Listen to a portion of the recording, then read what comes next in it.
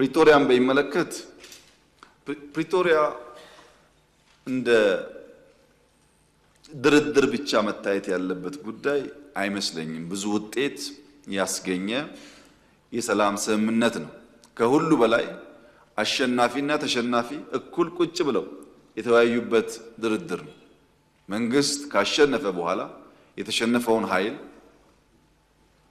አስቀምጦ ተደራድሮ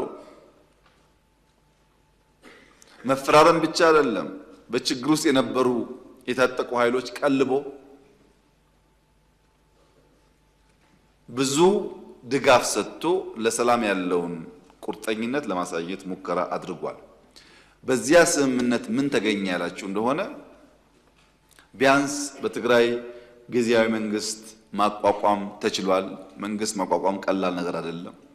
ከ60 ሺህ ያላነሱ የታጠቁ ኃይሎች በዲዲአር አስፈላጊው ክፍያ ተፈጽሞላቸው ከሰራዊቱ እንዲቀነሱ ሙከራ ተደርጓል።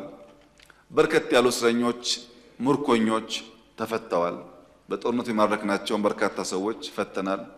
አንዳንድ ምርኮኞች ናቸው አሁን እዛ ሄደው ዋና ተቆርቋሪ ሆነው የትግራይን ሕዝብ እያመሱ ያሉት። ምርኮኞች መፍታት ብቻ ሳይሆን ሰርቪስ ቆሞ የነበረ በአየር፣ በቴሌኮም፣ በተለያየ መንገድ ሰርቪሶች ተለቀዋል።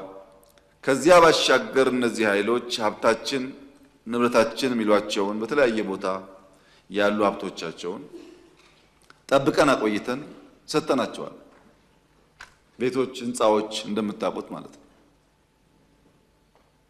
ከየት መጣ ብለን በቀላሉ ምክንያት ፈጥረን መውረስ የምንችላቸውን ሀብቶች ለሰላም ሲባል አቆይተን መልሰናል።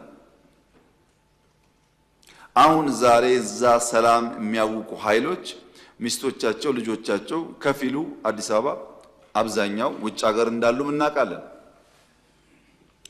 አዲስ አበባ ያሉትን ከፊል ቤተሰብ ያልነካንበት ዋናው ምክንያት በአንድ ሰው ጥፋት ዘሆል ቤተሰብ መታመሱን እንደ መንግስት በወደ ሰፊነት ማየት ይሻላል ብለን ስላሰብን